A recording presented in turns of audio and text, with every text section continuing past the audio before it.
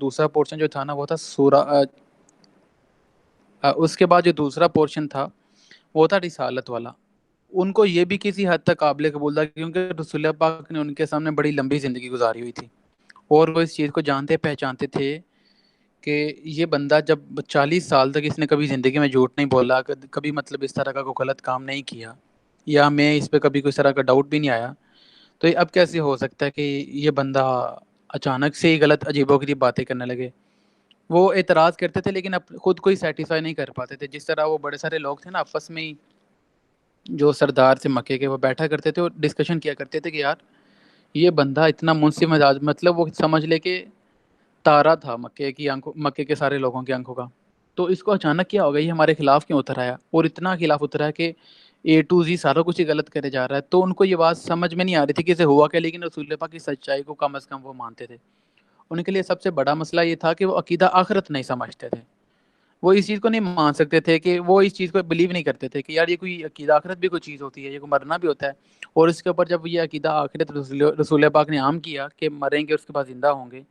تو وہ مذاق اڑانے لگے. اکثر اوقات اپنی محفلوں میں بیٹھ کر, مجالس میں بیٹھ کر وہ کہتے کہ یہ دکھوں سے پتہ نہیں کیا ہوگا, مرنے کے بعد کون زندہ ہوتا ہے. تو اس طرح کی عجیب و غریب باتیں کرنے لگے. تو رسول پاک تو پھر ان میں گروپنگ شروع ہو گئی.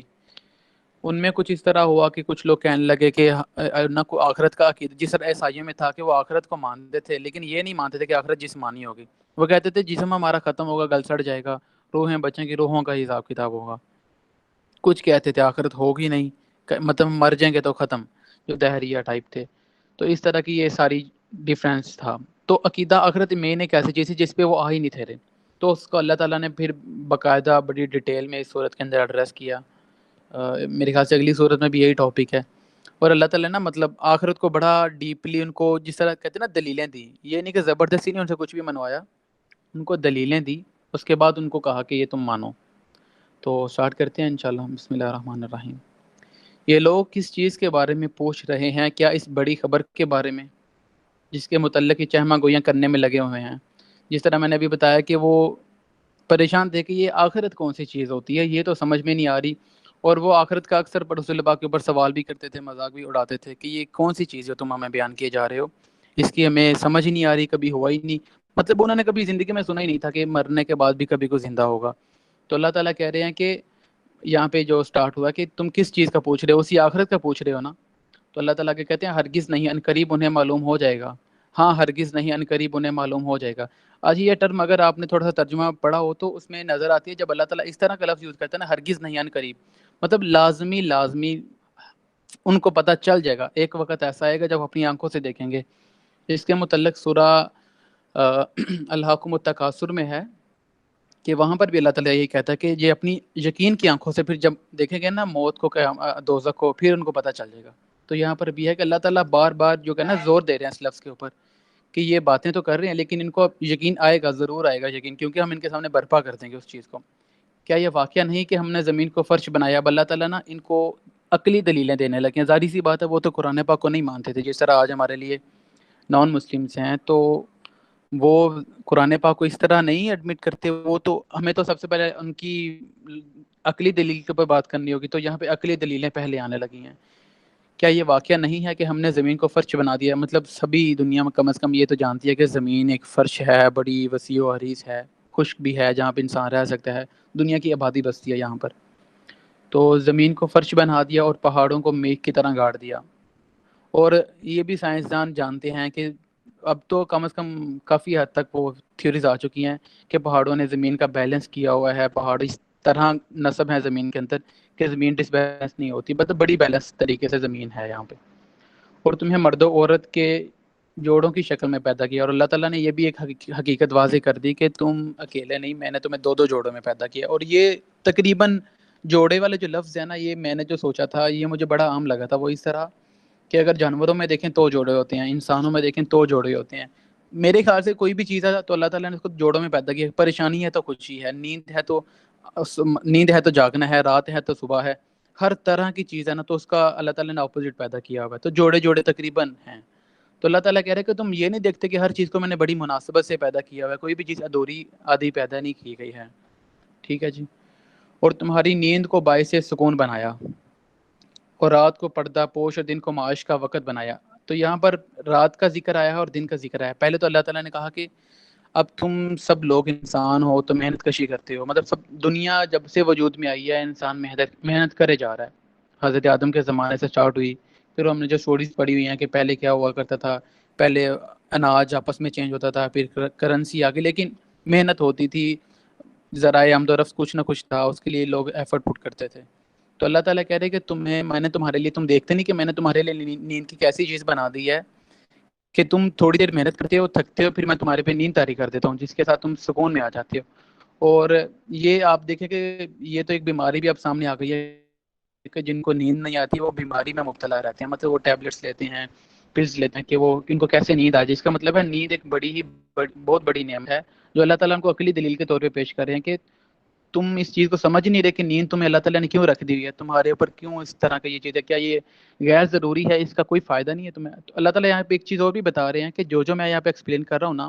اس کے فائدے ہیں. میں نے کوئی بھی چیز فضول پیدا نہیں کرتی, بے مقصد پیدا نہیں کرتی.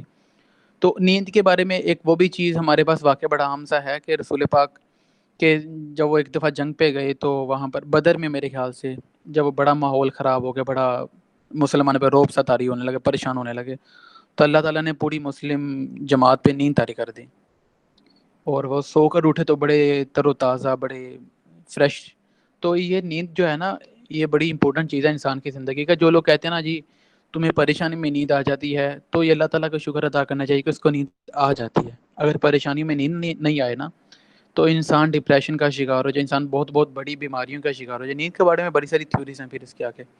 تو اللہ تعالیٰ کہہ رہے ہیں رات کو میں نے پردہ پوش بنایا, مطلب رات کو میں نے اندھیرا بنا دیا, اندھیری رات بنا دی تاکہ تم سکون سے لائٹس آف کر کے سو سکو, مطلب تم اندھیرے میں سو سکو. پہلے تو ظاہری بات ہے اس طرح لائٹس نہیں ہوتی تھی تو اندھیرا ہوتا تھا تو ایک بندہ نا پرسکون طریقے سے سو جاتا ہے. اور دن کو میں نے معاش کا وقت بنایا کہ اللہ تعالیٰ نے پھر کام ڈیوائڈ کر دیا کہ تم نہ تو سارا دن سوتے رہو اور نہ ساری زندگی کام میں مصروف رہو. اللہ تعالیٰ نے ہر چیز کو بڑے مطلب محدود اندازے کے ساتھ بڑے بامقصد طریقے سے پیدا کیا. تو اللہ تعالیٰ کہہ رہے دن کو میں نے معاش کا وقت بنایا اور تمہارے اوپر 7 مضبوط آسمان قائم کیے. اب یہ کرسچنز جو جیوز تھے ان کی کتابوں میں بھی تھا کہ آسمان 7 ہوتے ہیں, مطلب ایک آسمان نہیں ہے, اور زمینوں میں بھی ٹائپس ہیں. کم از کم ان کو اس چیز کا آئیڈیا تھا کہ اللہ تعالیٰ نے پھر ان کو کہا کہ تم دیکھتے نہیں کہ میں نے تمہارے اوپر 7 مضبوط آسمان کھڑے کر دیے ہیں جو کہ بغیر کسی ستون کے ہیں. مطلب اللہ تعالیٰ کی بہت بڑی نشانی ہے. ٹھیک ہے جی. اور ایک نہایت روشن اور گرم چراغ پیدا کیا, یا یہ سورج کی بات ہے. اب سورج کے بارے میں وہ کہتے ہیں کہ دیکھیں کہ جو اب تھیوریز وغیرہ آ چکے ہیں کہ سورج زمین سے کتنے لاکھوں میل کے فاصلے پر ہے. تو اللہ تعالیٰ کا وہاں پر یہ اگزامپل دینے کا مقصد یہ تھا کہ تم کبھی سوچتے نہیں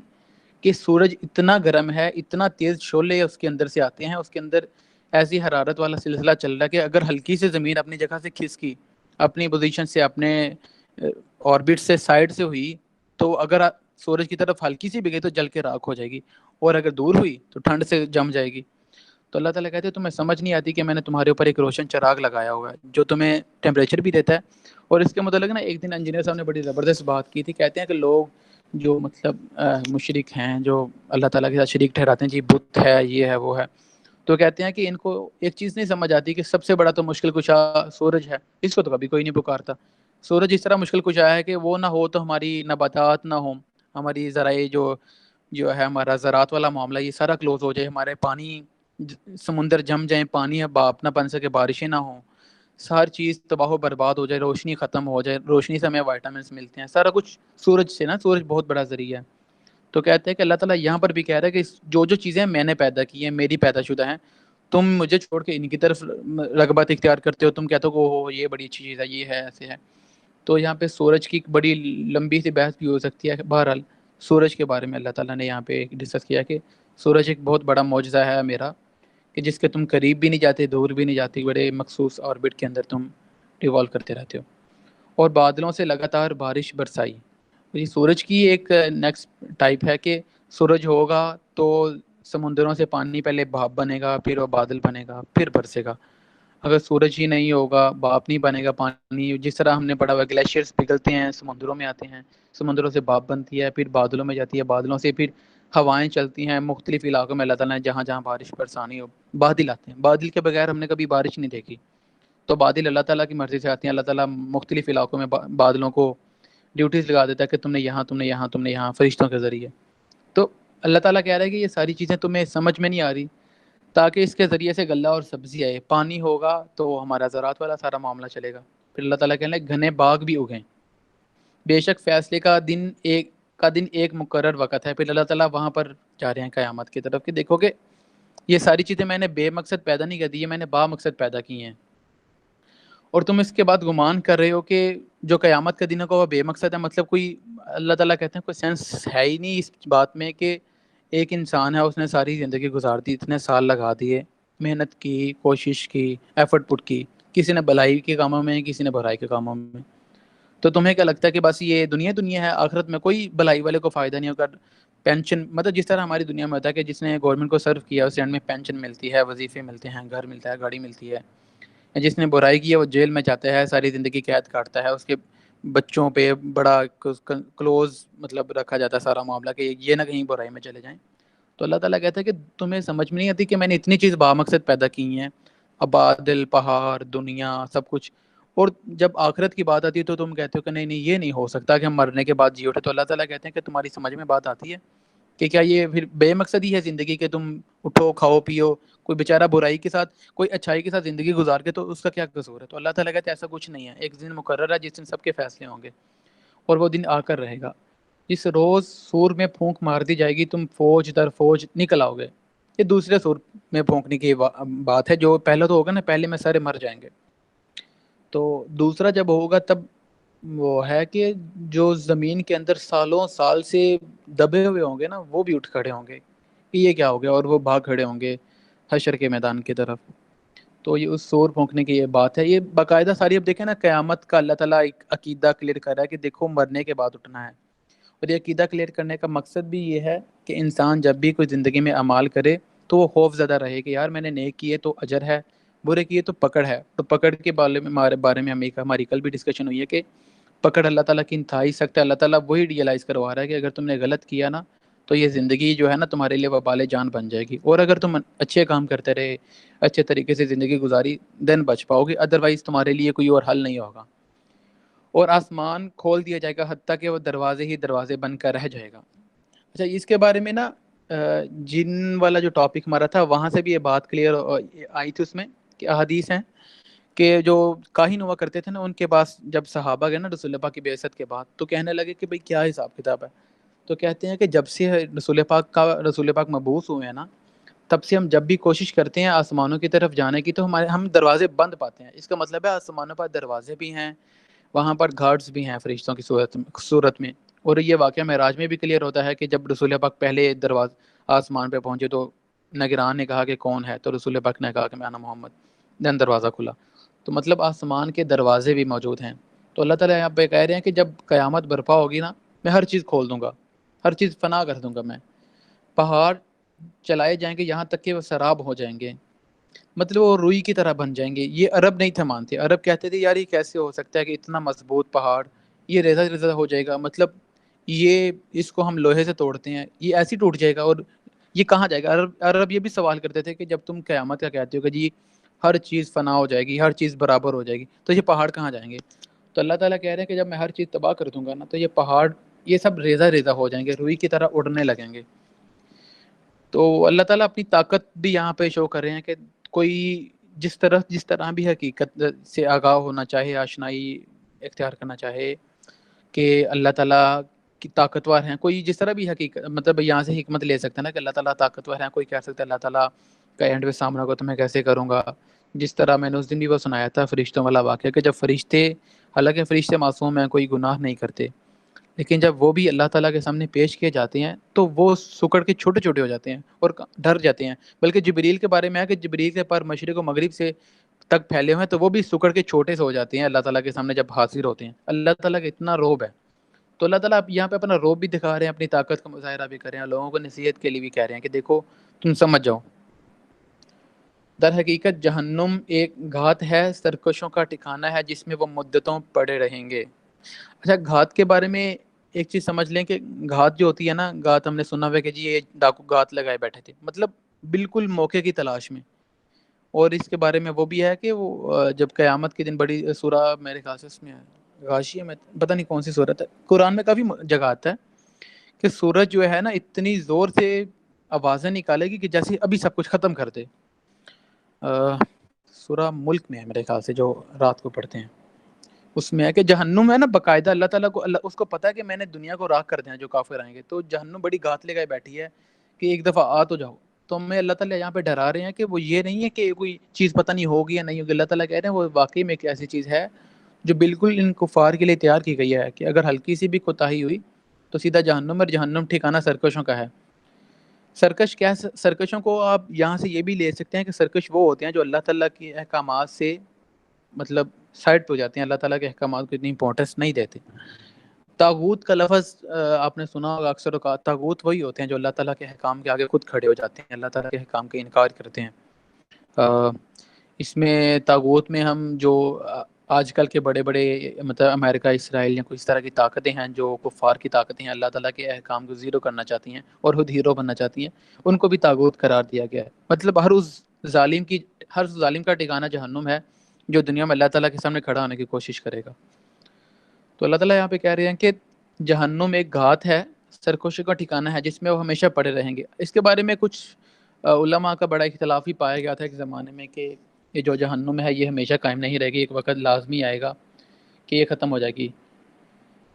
ٹھیک ہے، اس میں لفظ تھا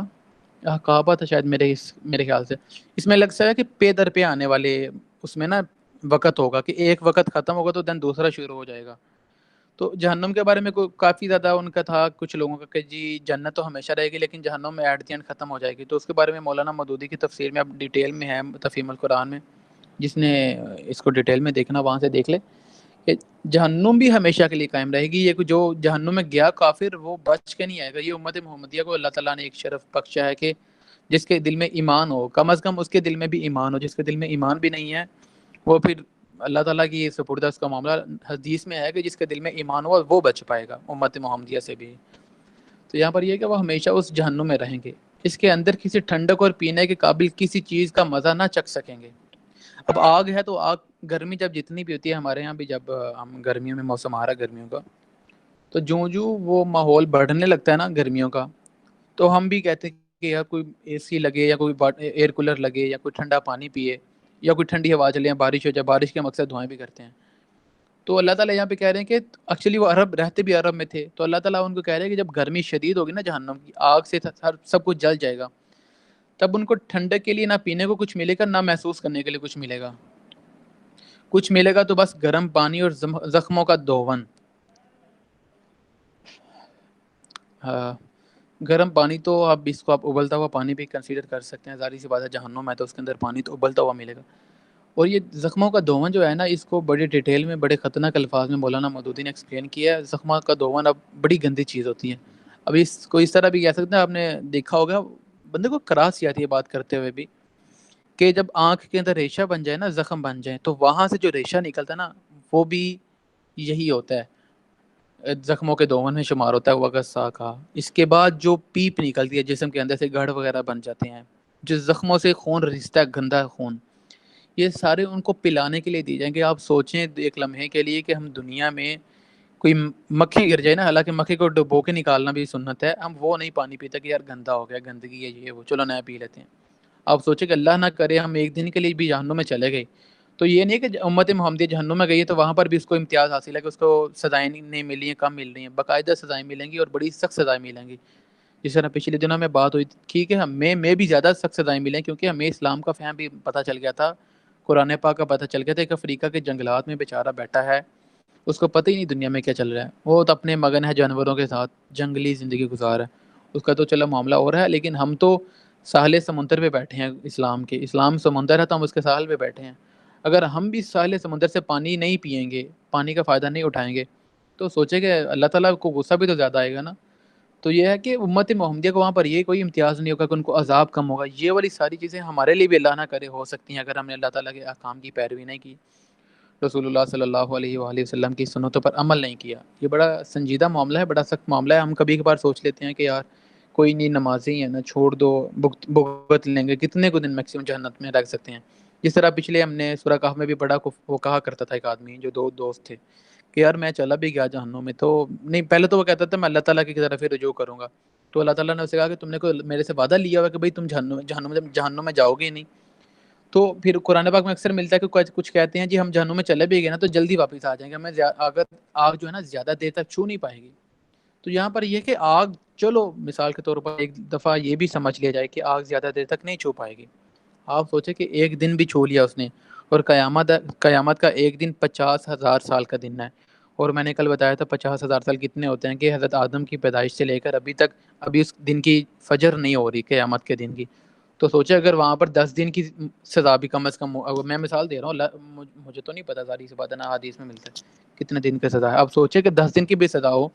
یہ تو دنیا ختم ہو رہی ہے اور ابھی اس دن کی فجر نہیں ہو رہی، تو ہم کیا کریں گے؟ اس 50,000 سال کا ایک دن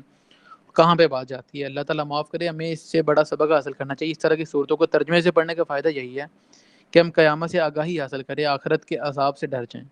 کہ یہ کوئی ہلکی پھلکی چیز نہیں ہے کہ یار بھگت لیں گے، برداشت کر لیں گے، دنیا کا معاملہ ہے نا، سو کر اٹھیں گے تو صحیح ہو جائیں گے، کتنی گزر جہنم میں رہنے کے بعد میں تو جنت میں ہی جانا ہے نا. اللہ تعالیٰ کی حدوں کے ساتھ جو اس طرح کی باتیں کرتا ہے وہ اللہ تعالیٰ کے ساتھ مذاق کرتا ہے کہ بھئی اللہ تعالیٰ کتنی گزر جہنم میں ہمیں رکھ لے گا، واپس تو جنت میں ہی جانا ہے نا، بچ جائیں گے، برداشت کر لیں گے. اللہ تعالیٰ پھر آگے میرے خیال سے آئے گا کہ اللہ تعالیٰ تو چمڑیاں ادھیر کے نہیں ڈال دے گا کہ تم تکلیف میں ساری زندگی رہو. اللہ تعالیٰ معاف کرو. ان کے اس میں عمیر بھائی ایک چیز میں نا بڑی نوٹ کیا کرتا تھا کہ سپوز کہ ہماری ایج ہے اگر 63 ایئرز ہے ہوتی ہے کسی بندے کی، تو آپ اسی طرح قیامت کے ایک دن پہ ڈیوائڈ کر کے دیکھیں نا، تو میکسیمم آپ نے نا قیامت والے دن کے اس دنیا میں 1 منٹ شاید گزار، اگر آپ پورا ڈیوائڈ کر کے دیکھیں نا کہ اچھا میں سر 1 منٹ بھی میرے خیال سے زیادہ ہوگا، لمبے ہی ہوں گے کچھ اس ہاں، دن کے تو. کچھ آئی تھنک سیکنڈز میں یا کچھ جی نینو بالکل، سیکنڈز میں 50,000 کام آ سال جائیں گے. چھوٹے ہیں کوئی. تو اسی طرح ہی ہونا کہ بس لمحوں میں آپ کو پتہ چل جانا چاہے میں یہ کر گیا ہوں، مجھے سامنے سب کچھ نظر آ جانا. اس میں تو کوئی ہے ہی نہیں معاملہ کہ جی 63 سال بیٹھ کے آپ نے اپنی ساری زندگی دیکھنی ہے، وہ تو لمحوں میں پتہ چل جانا آپ نے کیا کیا. ویسے نا ایک کوشچن آیا میرے ذہن میں یہاں پہ کہ اللہ تعالیٰ نا دو چیزیں بیان کر رہا ہے. جب اللہ تعالیٰ سورۃ البقرہ میں بیان کرتا ہے نا دوزخ کے بارے میں، تو وہاں پہ اللہ تعالیٰ سیدھا سیدھا کہتا ہے کہ جیسے عمیر بھائی نے بیان کیا کہ کیا تم مجھ پہ تہمت لگا رہے ہو اور تم یہاں پہ ہمیشہ ہمیشہ کے لیے رہو گے. مگر اس جگہ پہ آگے اللہ تعالیٰ کہتا ہے کہ تم وہاں پہ مدتوں رہو گے. مدت تو کسی کی متعین ہوتی ہے. اگر میں کسی سے قرض بھی لے رہا تو میں کہتا ہوں 5 سال کی مدت میں تجھے دے دوں گا یا 10 سال کی مدت میں دے رہا ہوں. تو ایک جگہ اللہ تعالیٰ کہہ رہا ہے کہ میں ہمیشہ ہمیشہ کے لیے تم ادھر ہوگے، تو یہاں پہ کہہ رہا ہے مدتوں. تو شاید یہ مدتوں ہیں تو اس پہ میرے خیال سے کوئی ہوگا کہ جس پہ ریلیکسیشن ہوگی، جو اپنی سزا کاٹنے کے بعد جائے گا جنت میں، اور جو پیچھے پہ بات بیان کیا ہمیشہ ہمیشہ کے لیے، تو میرے خیال وہ کبھی جنت میں نہیں جائیں گے. یہ اگر عمیر بھائی اگر آپ کو سمجھ آئے تھوڑا سا یہ مجھے ایکسپلین کر دیں تھوڑا سا، کیونکہ یہ دو چیزیں جو ہے نا یہ الٹا آ رہی ہیں میرے خیال سے ایک دوسرے کے، یا ان کے مخاطبین ہو سکتا ہے کہ، اور وہاں تو مخاطبین جو ہیں وہ بنی اسرائیل کے لوگ تھے جن کو وہ میں مخاطبین ایک مخاطبین سیکنڈ تھے. بس نا طاہر القادری اور صاحب جو کی ابھی میں نکالوں. اور جو ابھی میں مخاطبین ہیں یہ بتا شاید دیتا حضور کے دور کے ہیں، تو میرے خیال سے ہوں، یہ جی فرق ہے. میں آپ کو یہاں پہ نا بتا دیتا ہوں، وہی چیز میں بتا دیتا ہوں. آیت جی، یہ آیت میرے جہاں پہ کرسر ہے، یہاں پہ دیکھیں، وہ ختم نہ ہونے والے پے در پے مدتیں اسی میں پڑے رہیں گے. اب یہاں پر مولانا مودودی نے بڑی زبردست بحث کی تھی. وہ کہتے ہیں کہ کچھ لوگوں کا یہ خیال ہے کہ پے در پہ مدتیں، آپ نے جو لفظ نوٹ کیا کہ مدت تو ختم ہو جاتی ہے. اللہ تعالیٰ یہ جو احقابہ کا آپ ڈکشنری میں جا کے لفظ دیکھیں گے نا، صرف مدتیں نہیں ہیں، بار بار آنے والی، مطلب سمجھ لے کہ جو کہتے ہیں نا ایک کے پیچھے ایک کنزیکٹیولی، ایک کے پیچھے ایک آئے گی مدت، ایک ختم ہوگی تو دوسری سٹارٹ ہو جائے گی، دوسری ختم ہوگی تو تیسری. اور ہمیں یہ پتا ہے کہ قیامت کے دن کی کوئی مدت نہیں ہے. تو اگر قیامت کے دن کی کوئی مدت نہیں ہے تو یہاں پر اللہ تعالیٰ کہہ رہا ہے کہ مدت کے اوپر مدت آئے گی. تو پھر اللہ تعالیٰ نے یہاں پر کوئی مطلب حد نہیں لگائی. یہ بات ہمیں کلیئر کر لینی چاہیے کہ یہ جو کفار کہیں بھی ہے نا، جس نے اب اللہ تعالیٰ کے ساتھ شرک کیا یا اللہ تعالیٰ کی آخرت کا انکار کیا، اللہ تعالیٰ نے اس کے لیے ہمیشگی لکھ دی ہے جہنم میں. پے در پے والا آپ لفظ احقابہ اگر آپ سرچ بھی کریں گے، مولانا مودودی نے بڑی زبردست اسی لفظ کے اوپر بحث کی تھی. یہ نا میرے پاس ترجمہ ان کا تھا تو میرے پاس کلیئر نہیں ہو پایا. یہ لفظ ہے باقاعدہ جو کھل کے سامنے آیا. ٹھیک ہو گیا جی؟ اور اس میں جو عدیل بھائی نے ایک دن بڑی زبردست بات کی تھی وہ مجھے بھولتی نہیں ہے، بڑی زبردست وہ نا اگزامپل تھی وہ، میں جب بھی کوئی سوچتا ہوں مجھے وہ یاد آتی ہے کہ آپ سوچ لیں کہ آپ نے کسی کے ساتھ غلط کیا یا آپ نے وہ غلط کام کیا ہے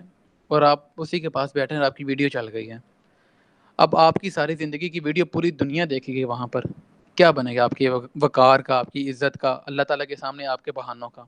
تباہی ہو جائے گی ہر چیز کی۔ تو ہمیں اس چیز کو ہمیشہ کے لیے سوچنا چاہیے کہ جو قیامت ہے نا، راز نہیں رکھے گی کسی بھی چیز کا کہ بھائی اس کا راز رکھ لو، یہ ایسے ہے، تو یہ جو دنیا میں تھا بڑا طاقتور تھا، اس طرح تھا تو اس طرح تھا، ایسا کچھ بھی اس دن نہیں ہوگا۔ اس دن تو ٹیپیں چلیں گی سب کی سر عام، جو نعمان بھائی نے بڑا اچھا پوائنٹ یہاں پہ بھی دے دیا، میرے ذہن میں نہیں تھا کہ 63 سال کی زندگی تو لمحوں میں وہاں پہ باری ہے۔ میں بھی یہ سوچتا تھا یار اتنی دنیا ہے، یہ تو دنوں کے دن لگ جائیں گے وہاں پر، یہ نہیں ذہن میں آیا کہ ایک بندے کی زندگی لمحوں کی زندگی ہے وہاں کی، وہاں پہ تو اللہ تعالیٰ پتہ نہیں کچھ لمحوں میں حساب کر کے سائڈ پہ کر دے، کچھ معاملہ اس طرح کر دے گا۔ اور اس میں حساب والے معاملے میں نا بڑی واضح حدیث بھی ایک موجود ہے، عبد الرحمن بن عوف عشرہ مبشرہ میں سے ہیں اور اولین صحابہ میں سے ہیں، جو سابقون الاولون ہیں، جو مکے کے اندر مسلمان، انہوں نے بڑی مارے کھائی ہیں، بڑے طاقتور تھے، پیسے والے تھے، لیکن بڑی مشقتوں کے ساتھ آئے ہیں۔ یہ جب صحابہ سارے جنت میں چلے جائیں گے نا، یہ لیٹ آ رہے ہوں گے، تو صحابی ان سے کہیں گے یار عبد الرحمن تم کہاں رہ گئے تھے؟ تو کہہ رہے ہیں یار میں تو اپنا بس حساب کلیئر کر رہا تھا۔ عشرہ مبشرہ کا صحابی، پکا جنتی، رسول پاک کا ساتھ رہنے والا، جنگیں لڑنے والا، وہ وہاں پہ حساب دے رہا ہے۔ آپ سوچیں ہماری وہاں پہ کیا اوقات ہے، کیا بنے گا ہمارے لیے اگر ہم نے کچھ بھی غلط کر لیا۔ وہ ہمیں، ہمارا یہ ایمان ہے کہ صحابی جو ہیں نیک ہوتے ہیں، رسول پاک کے تربیت یافتہ ہوتے ہیں، مطلب ان سے کوئی کوتاہی ہو بھی تو بہت بڑا گناہ نہیں کرتے، وہ توبہ کر لیتے تھے فوراً سے۔ تو سوچے عشرہ مبشرہ کا صحابی جنت میں جانے سے لیٹ ہو گیا اپنے باقی صحابیوں سے، غریب صحابیوں سے، یہ وجہ تھی کہ اس کے پاس پیسہ تھا، وہ پیسے کا حساب دے رہا لیٹ ہوگا، تو ہمارے گناہوں کا حساب اللہ نہ کرے شروع ہوگا تو کیا بنے گا؟ تو یہ بڑا معاملہ سنگین ہے اس میں۔ یہ اسی لیے ہم نے صورت کل ڈیسائیڈ کی تھی کہ یہ جو واضح حقیقت ہے یہ ہمیں سمجھنی چاہیے، صرف ہمیں ان پہ نہیں رہنا چاہیے تجری من تحتها الانہار، بہتی ہیں نیچے نہریں۔ اللہ تعالیٰ کہتا ہے کہ بھائی میں دونوں چیزیں دکھاتا ہوں، میں غفور الرحیم بھی ہوں، تو میں طاقتور بھی ہوں، جبار بھی ہوں، قہار بھی ہوں۔ ٹھیک ہے جی، یہی ان کی سرکشی کے موافق بدلہ ہے، اس کے لیے وہ قطعاً حساب آخرت کا خوف نہیں رکھتے، مطلب وہ آخرت کو جانتے پہچانتے نہیں ہیں، تو اس لیے وہ اس کا نا اس طرح نہیں خوف رکھتے، وہ اس کو بڑی لائٹ سی چیز سمجھتے ہیں اور اس کو اگنور کرے چلے جا رہے ہیں، حالانکہ اللہ تعالیٰ نے بڑی واضح کھل کے یہاں پر ان کے لیے وعیدیں سنا دی ہیں۔ اور وہ ہماری آیتوں کو خوب جٹلایا کرتے تھے، مطلب ان کے پاس سامنے اللہ تعالیٰ نے کوئی بھی اس طرح کی چیز رکھنی تو وہ اس چیز کو انکار کر دیا کرتے تھے، مطلب سمجھ لے کہ وہ اگنور کر دینا یا سائڈ پہ کر دینا، اچھا چلو ٹھیک ہے ہم کر لیں گے، ہو جائے گا، پھر کبھی کر لیں گے، اس طرح کا معاملہ وہ نہ کرتے تھے۔ تو اللہ تعالیٰ کہتے ہیں کہ وہ بڑے گمراہ تھے، اور حال یہ تھا کہ ہم نے ہر چیز گن گن کر لکھ رکھی تھی۔ اب یہ وہ بات ہے جو ہم ابھی ڈسکس کر رہے تھے کہ قیامت والے دن چلے گی ٹیپ، ویڈیو چلے گی وہاں پہ۔ اب یہ یہاں پہ جو آیت آئی ہے یہ ہے کہ ہم نے ان کے ہر عمل کو رائٹ ڈاؤن کر لیا، نوٹ ڈاؤن کر لیا، کہ کوئی یہ نہ گمان کرے کہ بھائی میرے لیے لکھا نہیں جائے گا۔ اور یہ سورہ ملک اگر آپ پڑھیں، جو رات کے وقت پڑھ کے سونا چاہیے، سنت ہے، اس کے اندر آتا ہے کہ جب نگران کہیں گے نا جہنم کے بھائی تم کیوں نہیں جنت میں جا رہے، تم کیوں ہمارے پاس آ گئے، تو یہ کہے گا یار میں بس نا، وہ کہیں گے تمہارے پاس کوئی ڈرانے والا نہیں آیا تھا، تو وہ کہیں گے بالکل ہمارے پاس ڈرانے والے آیا تھا، لیکن ہم نے اس کی بات نہیں سنی، ہم اس کا مذاق اڑایا کرتے تھے، اس طرح کی آیات ہیں وہ۔ تو اس کے اندر بھی تفسیر میں لکھا جاتا ہے کہ وہ بلکہ آیت ہے اس سے اگلی والی، کہ وہ اللہ تعالیٰ کا یہ نہیں ہے کہ اللہ تعالیٰ ان سے منوائے گا دین انہیں جہنم میں بھیجے گا، کہ اگر وہ نہیں مانیں گے تو جہنم میں نہیں جائیں گے۔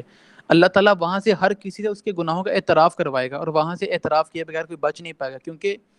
اکثر صورتوں میں آتا ہے کہ وہ دیکھیں کہ یار یہ کیا ہو رہا ہے اس نامہ مال کو، یہ کوئی میری چھوٹی بڑی چیز چھوڑ ہی نہیں رہا، اس نے چھوٹی سے چھوٹی چیز بھی لکھی ہوئی ہے، بڑی سے بڑی چیز بھی لکھی ہوئی ہے۔ تو اللہ تعالیٰ کہہ رہے ہیں کہ اس دن جو لکھا، اس دن ہر چیز جو لکھی ہوگی میں سامنے کر دوں گا ان کے، اب چکھو مزہ، ہم تمہارے لیے عذاب کی سوا کسی چیز میں ہرگز اضافہ نہ کریں گے۔ تو یہاں پر ایک بڑی زبردست چیز ہے کہ کچھ مجھے وہ پوائنٹ اور طرح سمجھ آیا، مولانا مودودی کہتے ہیں یہاں سے یہ واضح ہو رہا ہے کہ اللہ تعالیٰ ان کو جنت والوں کے لیے نعمتیں بڑھتی چلی جائیں گی، لیکن عذاب والوں کا عذاب نہیں بڑھے گا۔ لیکن مجھے یہ لگ رہا ہے کہ اللہ تعالیٰ کہہ رہے ہیں دیکھو ہم تمہارے لیے عذاب کے سوا کسی چیز میں ہرگز اضافہ نہ کریں گے، لیکن وہ جس طرح زندگی بڑھی ہے تو اس کا عذاب بھی تو اس طرح تکلیف ہی ہوتا چلا جائے گا۔ بہرحال انہوں نے کہہ دیا کہ اچھا یہاں پہ ایک چیز واضح ہے کہ جہنم میں کوئی یہ نہ سمجھ لے کہ اچھا بھائی ریلیکسیشن تھوڑی بہت سانس ملے گا، اللہ تعالیٰ کہتے ہیں عذاب مسلسل ہوگا، چاہے بڑھے گا نہیں لیکن مسلسل عذاب بھی آپ سمجھ لے کہ جان لیوا ہوتا ہے، مسلسل عذاب کی آپ ایگزامپل اس طرح لے لیں کہ آپ کی 2 انگلیاں ہیں نا، کوئی بھی 2 انگلیاں، آپ ان کو ویسے ہلاتے رہیں، کوئی مسئلہ نہیں، آپ 1 منٹ کے لیے دونوں کو جوڑ کے بھی رکھ لیں گے نا، آپ کو کوئی تکلیف نہیں ہوگی، یا آپ کی کوئی ٹانگیں جوڑ کے رکھ دے، کوئی مسئلہ نہیں۔ لیکن اگر آپ کی کوئی ٹانگیں باندھ دیں نا، یا انگلیاں 2 باندھ دیں، اس کے اوپر ربڑ چڑھا دیں، آپ کو 4 سے 5 منٹ کے بعد الجھن ہونے لگے گی، آپ زور لگانے لگیں گے یار یہ ہل کیوں نہیں رہی، حالانکہ کوئی مسئلہ نہیں، بیچ میں کوئی کٹ نہیں لگا ہوا، کوئی زخم نہیں ہے، لیکن آپ کہیں گے یار وہ ریلیکسیشن نہیں آ رہی۔ تو چھوٹی سی تکلیف بھی جب مسلسل ملتی ہے نا تو جان لیوا ہوتی ہے۔ تو اللہ تعالیٰ کہہ رہے ہیں کہ جہنم کا عذاب جو ہے نا تمہیں کہیں سے بھی ریلیکس نہیں کرے گا، یہ نہیں کہ تمہیں موقع مل جائے گا یہ اچھا نا چلو سانس۔ ہوں ایک چیز نا ہم سنتے ہوتے تھے وہ چھوٹے ہوتے، تو یہ جو جہنم کا آپ بتا رہے ہیں نا کہ یہ اتنا مطلب سخت معاملہ ہے، ٹھیک ہے، تو وہ بتاتے ہوتے تھے کہ 1 سیکنڈ میں 72 دفعہ آپ کی اسکن چینج کی جائے گی، کہ اتنا سخت عذاب ہے کہ 1 سیکنڈ پہ آپ کی 72 دفعہ جو ہے نا وہ اسکن چینج ہو رہی ہے بار بار 1 سیکنڈ میں۔ سوچ لیں کہ بس کہ یہ جو دنیا میں آ گئی ہے یہ تو ٹھنڈی کر کے آئی ہے نا، یہ تو ٹھنڈی ہو کے آئی ہے، ٹھیک ہے، 70 گنا اس سے وہ تیز آگ ہے، تو اس قدر مطلب خوفناک منظر ہوگا وہاں پہ۔ باقی چیزیں تو کھلانے پلانے والے تو وہ علیحدہ ہے نا، تو 1 سیکنڈ بھی ہم 72 دفعہ، اللہ معاف کرے۔ جی، اس میں یہ بھی آیت آتی ہے کئی جگہوں پہ کہ ہم ان کا جو آیت ہے یہاں حدیث ہے، اور یہ صحیح ہے کہ ہم ان کی ایک جلد سڑ جائے گی نا، مطلب جلس جاتی ہے آگ سے جو جلد، اللہ تعالیٰ بدلیں گے۔ یہ بدلنے کا یہ نہیں کہ ان کو اب ریلیکس، بدلنے کے بعد نئی جلد دیں گے، اور نئی جلد اس لیے دیں گے تاکہ ان کو پھر تکلیف ہو۔ اب دیکھیں نا، ایک انسان ہے نا، اس کے اوپر سکن ہے، جس ماس ہے، تو اس کے اوپر کٹ لگے گا نا، اس کو تکلیف ہوگی۔ جب اس کا جسم ہی نہیں ہے، ہڈیوں کے اوپر کٹ لگے گا، اس کو کم تکلیف ہوگی۔ اللہ تعالیٰ پھر جسم دے گا، پھر تکلیف دے گا، پھر جسم دے گا، پھر تکلیف دے گا، تاکہ وہ اس اپنی مطلب ان کو ہر چیز اپنی نا سمجھ آ جائے کہ بھائی ہم نے کیا کر دیا۔ وہ اللہ تعالیٰ اسی لیے کہتے ہیں کہ وہ پچھتانے کا وقت نہیں ہوگا، تب تمہارے لیے کوئی موقع نہیں ہے بچنے کا۔ ابھی زندگی کے 63 سال، 60 سال، 50 سال ہیں۔ یہ نعمان بھی آپ نے پچھلے دنوں، بلکہ آپ لوگوں نے تو لگایا تھا، سی ایس کا جو 19 کا، یہ 2020 کا جو لڑکا ایک فوت ہو گیا ہے، آپ نے شاید اسٹیٹس بھی لگایا ہوتا، کوآرڈینیٹر نے بنائی تھی پوسٹ۔ جی جی میں حیران ہوں، سوچیں ینگ لڑکا، ہمارے سے 2 سال چھوٹا ہی ہوگا، ظاہر سی بات ہے، جونیئر ہے ہمارا، اب اس کی کڈنی فیل ہو گئی ہے۔ کسی کے وہم و گمان میں نہیں ہوگا اتنا ینگ لڑکا فوت ہو سکتا ہے۔ تو اگر ہم یہ سوچ کے بیٹھیں کہ بھائی ہمارا بڑا معاملہ ہے، ہم روز بائک پہ چلتے ہیں، بائک پہ جاتے جاتے ہیں، چلیں کوئی گاڑی والا ہے تو اپنی گاڑی ڈرائیو کرتا ہے، کوئی لوکل ہے تو، لیکن ایکسیڈنٹ کا کوئی موقع مقرر نہیں ہوتا کہ بھئی ایکسیڈنٹ میں سارے بچیں گے، سارے مریں گے۔ اللہ نہ کرے بائک کا کوئی اتنا خطرناک ایکسیڈنٹ ہو جاتا ہے کہ آپ کی موت آ جاتی ہے، تو آپ کی 20 سال کی زندگی رہ گئی ہے، بھئی آپ کی تو 20 سال بھی ختم ہو گئی، تو موقع کوئی نہیں ہے۔ اور وہ دیکھیے اتنی سخت آزمائش ہے آخرت کی کہ عذاب چلے گا تو رکے گا نہیں، اللہ تعالیٰ جلد ختم کریں گے تو نہیں ڈال دیں گے۔ اور سختیاں اتنی ہیں کہ گرم کھولتا ہوا پانی منہ کے اندر جائے گا۔ آج ہم ہلکا سا پانی پی لیں نا، گرم چائے پی لیں، تو میرے ساتھ تو اکثر ہوتا ہے کہ اگر گرم چائے کا سپ لے لیا تو زبان جو ہے وہ عجیب سی ہو جاتی ہے، ٹیسٹ نہیں کھانے کا آتا، منہ کے اندر چھالا بن سکتا ہے، ذائقہ خراب ہو سکتا ہے منہ کا۔ اور وہ اتنا ابلتا ہوا پانی ہے کہ اللہ تعالیٰ، پچھلی ہم نے سورت میں پڑھا، ان کی جو جلد ہے نا اس کو ابال دے گا، مطلب جلسا کے رکھ دے گا، بھون دے گا اس کی جلد کو۔ اور گندگی اتنی ہے پینے کو وہاں پہ کہ آپ سوچ نہیں سکتے کہ وہ پیپ، گندا ریشہ کیسے انسان برداشت کرے گا۔ تو ہمیں یہ چیزیں اکیلے میں بیٹھ کے سوچنی چاہیے، یار یہ اللہ تعالیٰ نے باتیں کی ہے تو میں ابھی بھی ریلیکس ہوں۔ وہ ساحل ادیم صاحب نے نا، ساحل بھائی نے بڑی ایک زبردست، پچھلے دن میں ان کا کلپ سن رہا تھا، بڑی ہیوی قسم کا کلپ تھا۔ وہ کہتے ہیں میں ایک جگہ بیٹھا تو پتہ چلا جی ایک دنیا کے مطلب دنیا لیول کے، انٹرنیشنل لیول کے اسکالر ہیں، ان کی بڑی فین فالوئنگ ہے، بہت دنیا ان کو سنتی ہے، پتہ نہیں وہ کن کی بات کر رہے تھے، مولانا تارج مل کے کن کی بھی۔ تو کہتے ہیں جی ان کا ایک ویڈیو کلپ چل رہا جی، کہ وہ کہتے ہیں میں فلائٹ میں تھا، ایک بندہ کہتا ہے جی مجھے بڑی تکلیف ہے، مجھے نیند نہیں آ رہی۔ تو کہتے ہیں جی میں نے اسے وہ ساحل بھائی کوٹ کر رہے ہیں کہ اس عالم نے اسے کہا اس بندے کو کہ تم قرآن پاک سنو۔ اس نے قرآن پاک سنا، وہ سو گیا۔ وہ ساحل بھائی کہتے ہیں کہ یار مجھے عجیب لگتا ہے، ہنسی آتی ہے کہ قرآن پاک ایسا کلام ہے جو سوئے ہوئے کو کیا، مروں کو جگا دے، اور یہ لوگ سو کیسے جاتے ہیں؟ تو کہتے ہیں اس کا مطلب یہ ہے کہ ہم سمجھ کے پڑھنے کی کوشش نہیں کرتے، تو ہمارے لیے کوئی چیز نہیں ہے اس میں ہمارے لیے سیکھنے کی۔ تو کہتے ہیں ہمیں سمجھ کے پڑھنا ہے تاکہ ہماری نیندیں آئے نہیں، ہماری نیندیں جائیں، ختم ہو جائیں، ہماری نیندیں اڑ جائیں، ہماری نیندیں اس ذکر کو پڑھنے کے بعد۔ دیکھیں اب جس نے یہ صورت پڑھ لی ہے،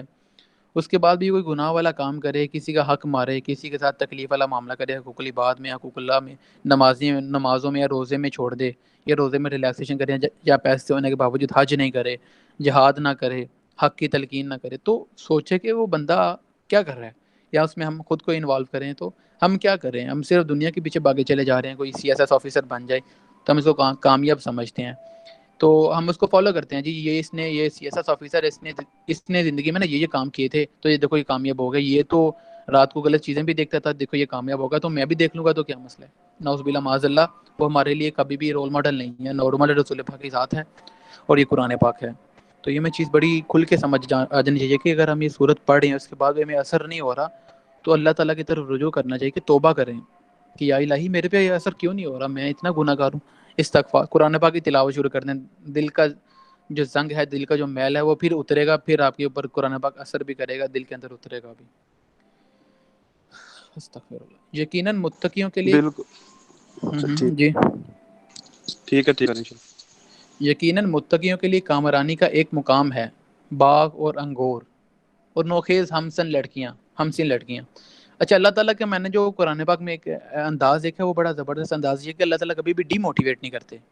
اللہ تعالیٰ جو ہی دھمکی دیں گے تو فوراً سے نعمتوں کا بھی اپنا تذکرہ کرنے کے کہ دیکھو اگر کسی نے میری طرف ساری زندگی گناہ کر کے شرک میں وہ لت پت تھا اور آخری سال میں اس نے آخری دن بھی اس نے توبہ کر لی، ہاں توبہ تب تک جب وہ موت کو نہیں دیکھ لیا، اس سے پہلے مطلب موت کے فرشتے نظر آ جاتے ہیں، اس سے پہلے اگر کسی نے توبہ کر لی ہے، مطلب یہ نہیں کہ اس سے ایکسیڈنٹ ہوا، اس کے خون و خون ہو گیا، اس کا خون بالکل زیرو ہو رہا ہے اور وہ کہ اب توبہ کر لوں، ایسا نہیں ہے۔ اس کو ایکسیڈنٹ سے پہلے بھی اگر ایک لمحے میں توبہ کا خیال آ گیا نا، اس نے دل میں کہہ دی یا الہی آج سے توبہ، ابھی سے توبہ، تو اللہ تعالیٰ کہتا ہے اسی وقت میں اس کی توبہ قبول کر لوں گا۔ تو اللہ تعالیٰ ڈی موٹیویٹ کبھی نہیں کرتے، اللہ تعالیٰ فوراً سے موٹیویٹ کرتے، کیونکہ انسان کی نیچر ہے کہ انسان اگر موٹیویٹ نہیں ہونا تو انسان وہ چیز چھوڑ بیٹھتا ہے، اور یہ اکثر ہم دنیا میں دیکھتے ہیں کہ کوئی بھی چیز ہے ہم اس کو موٹیویٹ کرنے کی کوشش کرتے ہیں، کچھ بڑے لوگوں کی کہانیاں پڑھتے ہیں، سکسیس سٹوریز پڑھتے ہیں، ہم نے کوئی نیا بزنس سٹارٹ کرنا ہو نا تو ہم سب سے پہلے اس کی سکسیس سٹوریز پڑھتے ہیں کہ بھائی اس میں اگر ہم نے مطلب بیڈ پہلو دیکھنا کہ اس میں نقصان کیا، تو اس کے بعد ہم سکسیس سٹوری پڑھے بغیر اس بزنس کو چھوڑتے نہیں ہیں کہ دیکھیں تو اس میں فائدے کتنے ہوئے ہیں۔ تو اللہ تعالیٰ ہمیشہ موٹیویٹ کرتے ہیں۔ یہ اب سکسیس سٹوری بیان ہو رہی ہے ان کی، مومنین کی جو جنت میں جائیں گے، اس عذاب سے بچیں گے جس کی اللہ تعالیٰ نے پیچھے اتنی سختی بیان کی ہے۔ یقیناً متقیوں کے لیے کامرانی کا ایک مقام ہے، باغ اور انگور اور نوخیز ہمسن لڑکیاں۔ اب باغ اور انگور اس لیے اللہ تعالیٰ کہتے ہیں یہاں پہ بار بار کہ عربوں میں نا پھل وغیرہ کوئی اتنا نہیں تھا اور باغوں کا تو بڑا کم تصور تھا، کھجور تھی، تو اس چیز کو بڑا نایاب سمجھتے تھے۔ تو جس چیز کی کمی ہو اس کی انسان کو بڑی اہمیت پتہ ہوتی ہے، جس طرح تبلیغ والے کہتے ہیں کہ جس انسان کے پاس پیسہ ہے نا، اس سے پیسہ لے کے نہیں اس کو فیل ہوگا اہمیت تبلیغ کی، اس سے اس کا وقت لو، وہ جو بالکل غریب ہے اس سے اس کا پیسہ لو تاکہ اس کو اس چیز کی اہمیت فیل ہو۔ تو اللہ تعالیٰ یہاں پہ ان کو یہ چیز بتا رہے ہیں کہ دیکھو یہ بہت امپورٹنٹ چیز ہے جو تم نے کبھی دیکھی ہے زندگی میں، یہ تمہیں جنت میں دوں گا۔ اور نوخیز ہمسن لڑکیاں، اب اس میں یہ چیز ہے کہ یا تو وہ جو بیویاں جنت میں ملیں گی، آپ کی ایک بیوی ہیں، یا حوروں کے بارے میں معاملہ، حوروں کے بارے میں بھی کافی زیادہ اختلافات میں نے پچھلے دنوں اسٹڈی کی ہیں کہ یہ کوئی 70-72 حوروں والی کوئی چیز جو ہے نا اتنی واضح نہیں ہے، بڑی جو ہے نا مبہم سی چیز ہے، جس میں ڈاؤٹ ہے بڑے، پتہ نہیں ایک آدھی حور بھی ملنی ہے یا کیا چکر ہے۔ بہرحال بیویاں جو ہے نا وہ اللہ تعالیٰ بہت بہتر کر کے نا جنتی خواتین، جس طرح ہم کو جنت میں جا کے جنتی مرد بنا دیا جائے گا تو آپ کو جنتی خواتین ملیں گی۔ تو ہاں بہرحال اس میں ہو سکتا ہے کہ نوکرانیاں ملیں، آپ کو ملازم ملیں وہاں پہ، تو ہم سے لڑکیاں یہ بھی ہو سکتا ہے کہ وہ آپ کی ایج فیلو ہوں یا وہ جو آپ کو ملازمین ملیں گے وہ آپس میں ایج فیلو ہوں۔ تو یہ چیز ہے کہ انسان کو نا شروع سے ایک ہوتا ہے کہ یار میرے بھی ذرا نوکر چاکر ہوں، میرا بھی ذرا روب دبا ہو گھر میں، بڑے کام شام کرواؤں میں۔ تو اللہ تعالیٰ یہاں پہ پھر وہ لالچ دے رہے ہیں جو ہم نے ایک دن پہلے بھی سٹارٹ کیا تھا، تلاش خدا میرے خیال سے اس دن ٹاپک تھا ہمارا،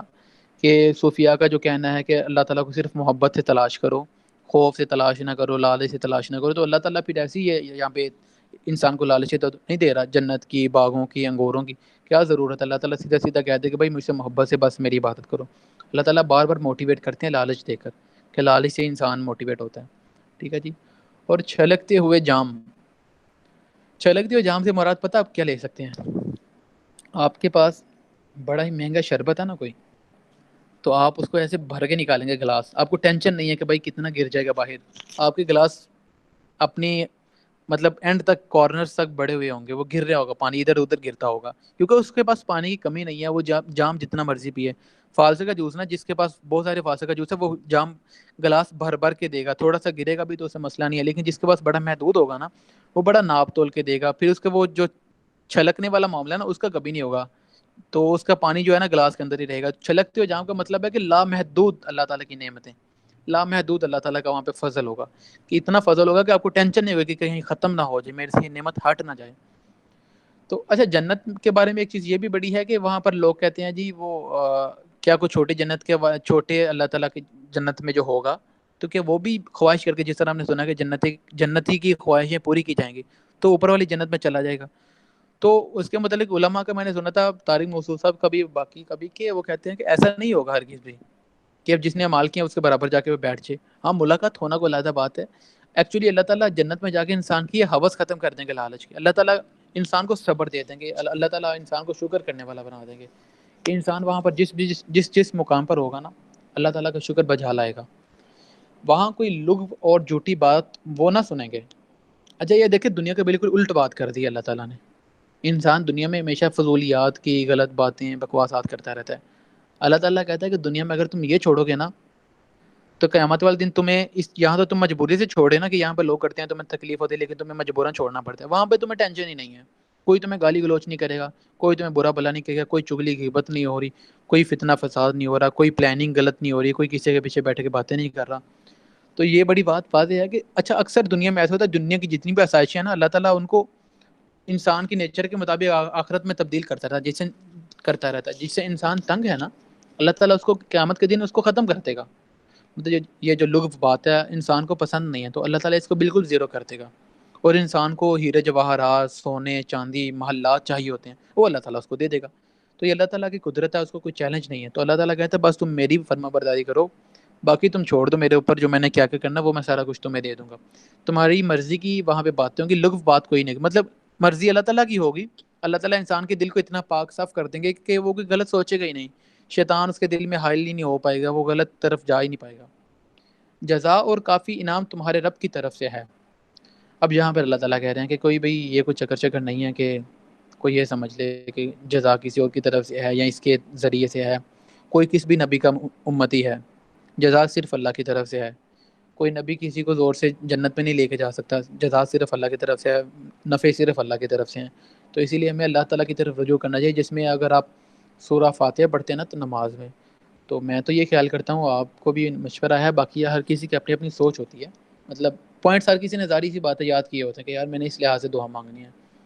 تو ایاک نعبد و ایاک نستعین میں جب آپ دعا مانگتے تو آپ فوراً سے یہ دماغ میں لائے کہ یا الہی دیکھ لے میں بس تجھے اکیلے کو ہی مانتا ہوں، جس طرح پیچھے اس کی پیچھے والی آیت ہے مالک یوم الدین، اچھا میں اس کا جو ترجمہ کرتا ہوں نا میں وہ یہ کرتا ہوں کہ وہ اکیلا اس دن کا مالک ہے، جب بندہ اکیلا بولتا ہے نا پھر بندے کے اندر سے نا اور کسی کا خیال ہی نہیں آتا کہ یار یہ بھی میری قیامت کے دن ہیلپ کر سکتا ہے یا یہ بھی میری مدد کرے گا یا مجھے بچا لے گا، بندہ کہتا ہے یا الہی اکیلا تو مالک ہے۔ ویسے نبی صلی اللہ علیہ وسلم تو کریں گے نا، وہ شفاعت کریں گے، وہ تو اس دن کریں گے نبی علیہ السلام بھی شفاعت کریں گے اور دنیا کے بہت سارے لوگ شفاعت کریں گے، لیکن شفاعت کا موقع صرف اس کو ملے گا جس کو اللہ تعالیٰ کہیں گے، اور شفاعت نبی علیہ السلام کی شفاعت کا مطلب میں آپ کو بتا دیتا ہوں، آپ نے وہ حدیث سب نے سنی ہے کہ وہ رسول پاک حوض کوثر پر جام پلا رہے ہوں گے، بھر کے جام، اور جام وہ ایسا زبردست جام ہے کہ جو ایک دفعہ پی لے گا اس کو کئی ہزار 100 سال تک پیاس ہی نہیں لگے گی، اس کو نیڈ ہی نہیں ہوگی پانی کی، وہ اتنا زبردست جام ہے، تو رسول پاک بھر کے پلائیں گے اپنے امتیوں کو، مولا علی ان کے سامنے ہوں گے، ان کے پاس ہوں گے، بی بی فاطمہ، تو اس دوران کچھ لوگ آئیں گے چہرے ان کے چمکتے ہوں گے، بازو ان کے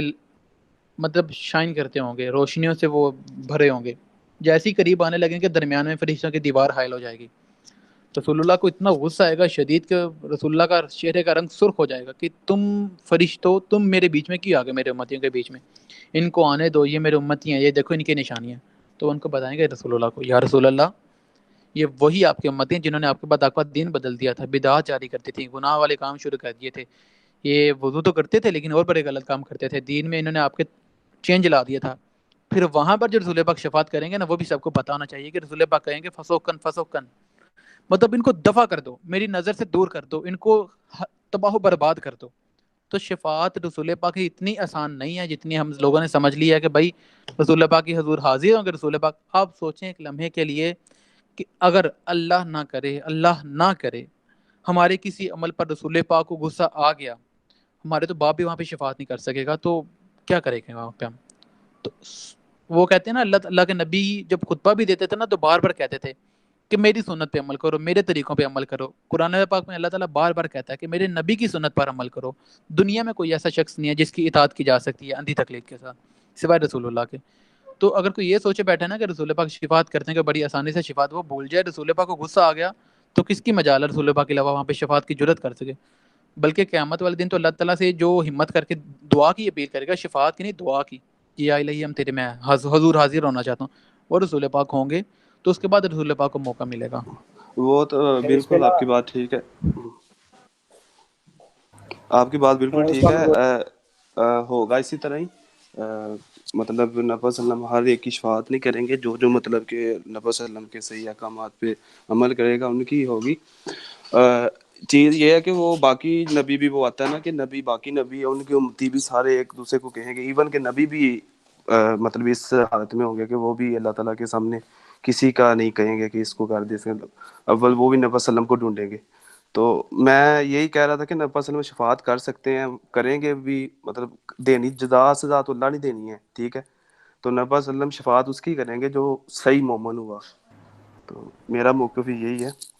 اس پہ ڈاکٹر خالد صاحب کا موقف یہ ہے، وہ کہتے ہیں کہ جب ہم انہوں نے کی تھی 1985 میں ان کا MBA کمپلیٹ ہوا تھا،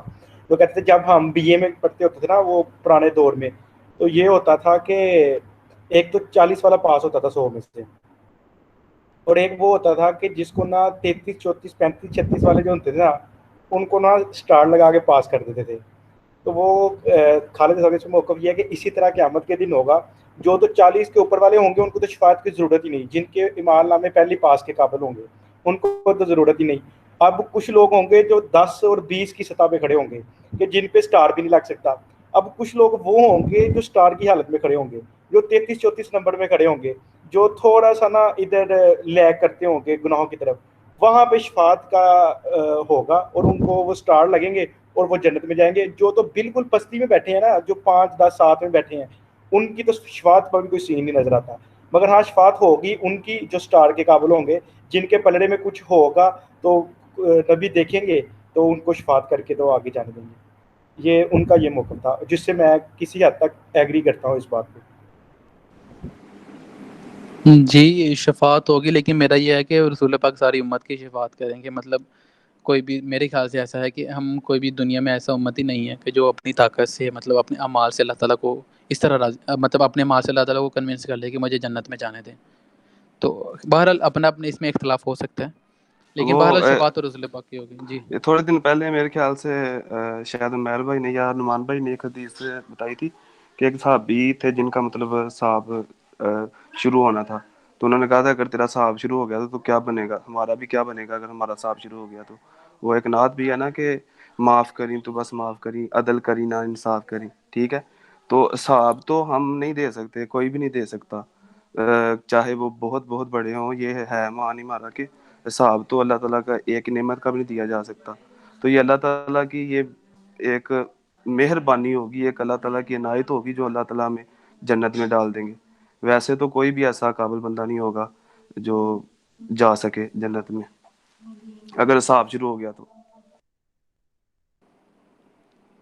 جی بالکل، ہمیں اللہ تعالیٰ کی رحمت کا ہر ٹائم ہر دم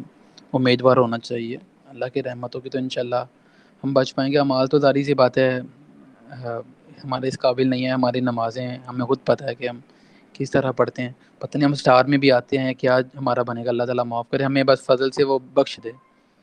وہ کیونکہ ہمارے تو اعمال جس طرح ہیں ہم خود بخوبی جانتے ہیں کہ قرآن پاک ہم ابھی تک نہیں صحیح سے سمجھ سے پڑھ سکے، اور ہماری ڈگریاں انجینئرنگ کی ہوئی جا رہی ہیں.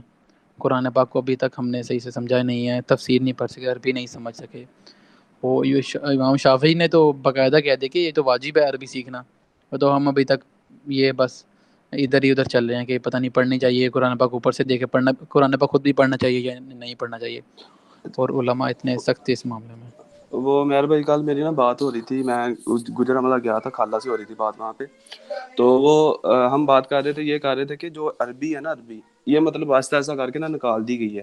تو آپ والی بات کرامجد جب ہم پڑھتے ہیں نا ہمیں نہیں پتہ ہے کہ کیا ہو رہا ہے، ٹھیک ہے. تراویاں بھی سنتے ہیں، کرامجد پتہ نہیں کتنی دفعہ ختم ہو جاتا ہے. تراویوں میں ایک سال آتی ہے، پھر دوسرے سال ٹھیک ہے کرامجد ختم کرتے جاتے ہیں، خود بھی پڑھتے جاتے ہیں، ٹھیک ہے، بغیر ترجمے کے. اس کی کوئی سمجھ نہیں آ رہی ہوتی، کچھ نہیں پتہ ہوتا، ٹھیک ہے. اور بہترین چیز بھی وہ ہوتی ہے کہ اگر آپ کو لفظ بہ لفظ ترجمہ آتا ہو تو وہ تو ہم یہ ڈسکس یہ کر رہے تھے کہ یہ جو پی جی سے سٹارٹ ہوتی ہے نا کلاسز، ابھی پی جی سے ہونے لگ پڑتی ہے،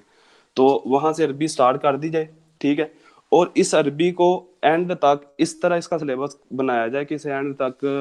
چاہے کوئی انجینئرنگ کر رہا ہے، چاہے کوئی سمپل ایف اے کر رہا ہے، یا پھر کچھ بھی کر رہا ہے، ٹھیک ہے، اس میں ایک تو اسلامیات جسے مطلب کہ احادیث ہوں، ٹھیک ہے، صحیح بخاری کو کچھ کور کر لیا جائے، کچھ صحیح مسلم کو کر لیا جائے، کچھ مطلب جو احادیث ہیں اس کو تھرو آؤٹ چلایا جائے شروع سے لے کر. تو میرے خیال سے یہ اس طرح کورس بن دیکھے 16 سال کی ایجوکیشن ہماری ہو جانی ہے. اگر ہم 16 سال مطلب ایک قابل ٹیچر سے پڑھتے ہیں، ٹھیک ہے،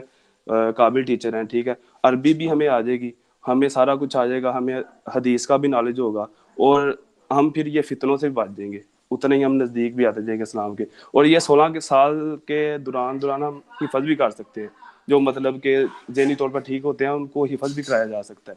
یہ اسٹیٹ لیول پہ اگر یہ کام ہو تو.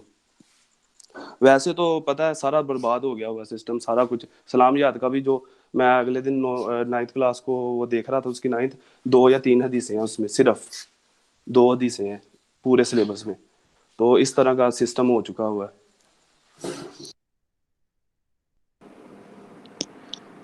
جی صحیح ہوگا سر وہ اس اور اس پہ وہ بھی ہے نا کہ وہ ہمیں قرآن کو وہ صرف ابھی تک آج 2021 میں بیٹھ کے قرآن کو صرف ہم نے ابھی تک نیکیوں کی راہ تک رکھا ہوا ہے کہ قرآن صرف ہمیں نیکیاں ہی دے گا اور قرآن ہمیں جنت میں لے کے جائے گا. قرآن کو ہدایت کے لیے ابھی پڑھنا شروع ہی نہیں کیا گیا، اور جب تک یہ ہم ہدایت کے لیے نہیں پڑھنا شروع کریں گے تو میرے خیال سے یہ صدیاں بھی گزر جائیں گی، تو نہ تو مسلمان ترقی کر پائیں گے اور نہ مسلمان کسی اگلی صفوں میں پہنچ پائیں گے، اور نہ ہی مسلمان اخلاقی طور پہ اچھے ہوں گے اور نہ ہی یہ سماجی طور پہ اچھے ہوں گے. یہ اسی طرح یہ کیونکہ وہ یہ ہے کہ مجھے فلسفہ آتا نہیں ہے اور مجھے جو ہے نا فارسی آتی نہیں، میں فارسی کی ساری ہزاروں کتابیں پڑھ کے تو مجھے فائدہ نہیں ہوگا جب تک میں اس کو سمجھ کے نہیں پڑھوں گا. تو قرآن کو بھی سمجھ کے جب تک نہیں پڑھیں گے تب تک ہم زیرو ہی کرے رہیں گے میرے خیال سے. بالکل صحیح ہے. اس میں بس ڈاکٹر اسرار صاحب کی بات ایڈ کرتا ہوں، پھر ہم اس کو واپس اسٹارٹ کرتے ہیں صورت کو. کہ ڈاکٹر اسرار صاحب سے ریسنٹ میں کلپ دیکھ رہا تھا کہ بندے نے سوال کیا، وہ کہ لاء کا اسٹوڈنٹ تھا میرے خیال سے، کون تھا، تو اس نے کہا ڈاکٹر صاحب میں نے مطلب دین کو پڑھنا شروع کیا، میں نے جس طرح ہم جو دوست ہیں ہمارے جیسا نعمان بھائی لوگ جو باقاعدہ ہمارے پاس ایگزامپل موجود ہے، داڑھی شاڑھی رکھ لی، بڑا دیندار والا معاملہ. تو وہ بندہ کہتا ہے کہ میں نے بھی اس طرح چینج کیا ہے خود کو، تو میں دین کو پڑھنا چاہتا ہوں لیکن میں بڑا کنفیوز ہوں، میں کہاں سے اسٹارٹ کروں. دین کا اتنا سلیبس ہے، اتنی کتابیں ہیں، اتنے علم ہیں، میں کس طرف جاؤں. میں شروع کرتا ہوں، پتہ چلتا ہے جی پہلے وہ پڑھو، پہلے ادھر سے جاؤ، پہلے ادھر سے جاؤ. تو ڈاکٹر اسرار صاحب نے جو بڑی زبردست ایک مشورہ دیا ہے وہ میں شیئر کرنا چاہوں گا یہاں پہ. کہ ڈاکٹر صاحب نے کہا تھا کہ بھائی بس پہلے آپ عربی سیکھو، وہ قرآن پاک اوپر سے دے کے پڑھ لو، سب سے پہلا کام ہے یہ، باقی کام بعد میں زندگی میں ہوتے رہیں گے. سب سے پہلے پیغام کو سمجھو، حکمت جو ہے نا اللہ تعالیٰ بعد میں نصیب بھی کرے گا. پہلے پیغام کو لو اوپر سے نا، اوپر سے ایک دفعہ گو تھرو تو کرو، ترجمہ تو پڑھو، کچھ کتنا سمجھ آتا ہے. مطلب یہ آئے تو سمجھ آتی ہے کہ اللہ تعالیٰ قیامت والا دن انسان کو گرم پانی پلائے گا، یہ آئے تو سمجھ آتی ہے. اس کے لیے تو کوئی حکمت نہیں چاہیے، کوئی فلاسفی نہیں چاہیے. تو یہ ہمارے لیے بھی مشورہ ہے کہ اگر ہم قرآن پاک کو پڑھنا چاہتے ہیں، ہمارا جذبہ ہے، تو میں سب سے پہلے یہ نہیں کہ ہم ٹینشن میں لگ جائیں یار کون سی تفسیر اسٹارٹ کریں، اسی میں سال لگا دیں 2 سال. بھائی آرام سے کون سے کسی ایک عالم کا ترجمہ پکڑیں اور اس کو پڑھیں، آرام سے تفسیر پڑھیں، پھر آپ کو اللہ تعالیٰ یہ اس طرح کی حکمت بھی انسان اللہ تعالیٰ کی طرف سے وصول کرتا رہتا ہے. اللہ تعالیٰ اس کو بھی رستے دکھاتے ہیں کہ یار یہ بھی تمہارے لیے رستہ ہے، یہ بھی رستہ ہے. تو یہ ہے کہ قرآن پاک کو بس ترجمے سے ایک دفعہ اسٹارٹ کر دیں، انشاءاللہ باقی رستے اللہ تعالیٰ خود کھول دے گا، فہم بھی آئے گا اور سوچ بھی بڑھے گی. بسم اللہ الرحمن الرحیم. اس نہایت مہربان خدا کی طرف سے جو زمین اور آسمان کا اور ان کے درمیان ہر چیز کا مالک ہے، جس کے سامنے کسی کو بولنے کا یارہ نہیں. یہ وہی آیت ہے جو ہم ہر روز آیت الکرسی میں پڑھتے ہیں. من ذا الذی یشفع عندہ الا باذنہ، کون ہے جو اس کے سامنے شفاعت کرے گا سوائے اس کی اجازت کے. یہ اس آیت کا ترجمہ جو ہم آیت کے حصے کا ترجمہ جو ہم آیت الکرسی میں روز پڑھتے ہیں. تو یہاں پر بھی وہی ہے کہ کسی کی جرت نہیں ہے اس اکیلے رب کے سامنے اس دن کی بول سکے، کچھ بھی بات کر سکے. تو اس میں بڑی تفسیر آگے جو آتی ہے سفارش کے اندر، وہ یہ ہے کہ اللہ تعالیٰ اس دن جن کو سفارش کا موقع بھی دے گا نا، ان کی ایک حد ہوگی کہ بھائی تم نے سفارش کرنی تو اس بندے کی کرنی جو بڑا نیک ہو، اور تمہاری سفارش بس سفارش ہو، آگے سے کلابے میں ملانا شروع کر دینی ہے، بڑی بڑی لمبے باتیں شروع نہیں کر دینی. یہ حدیث میں آتا ہے کہ اس دن کو اس کو بس اتنی محدود سی مدت دی جائے گی کہ بس تم سفارش کی بات کر لو، دیٹس اٹ. اور وہ اللہ تعالیٰ مانے یا نہ مانے وہ بھی ایک ڈفرینٹ بات ہے. تو یہاں پر ہمیں یہ نہیں سوچ لینا چاہیے کہ بھائی ہمارے یہ جو ہیں بڑے جو ہیں ہمارے پیر فقیر ہیں بس ہم بچ جائیں گے، ہم ان کو فالو کریں۔ ہرگز ایسا نہیں ہے، اللہ کے نبی کو فالو کریں، تعلیمات ضرور پڑھیں ہر بندے کی، ہر عالم کی، لیکن یہ ذہن میں رکھیں کہ بچانے والی ذات صرف اللہ کی ہے اور رسول پاک کی شفاعت ہوگی، کوئی اور حل نہیں ہے ہمارے پاس اس کے علاوہ۔ ٹھیک ہے جی، جس روز جی اچھا ایک نا وہ مجھے آیت یاد آ گئی ہے کہ ایک آیت کا ترجمہ اس طرح ہے کہ ہر بندے کو اس کے پیشوا کے پیچھے اٹھایا جائے گا، ٹھیک ہے، اور کچھ لوگوں کے دائیں ہاتھ میں مال نامے تھما دیے جائیں گے اور کچھ کے بائیں میں، ٹھیک ہے۔ تو اس کو نا وہ کچھ اہل سنت والے اور کچھ جو ہے نا اہل تشیع والے وہ اس کو زیادہ سٹرونگ لیتے ہیں، وہ کہتے ہیں کہ یہ جو امام ہے نا،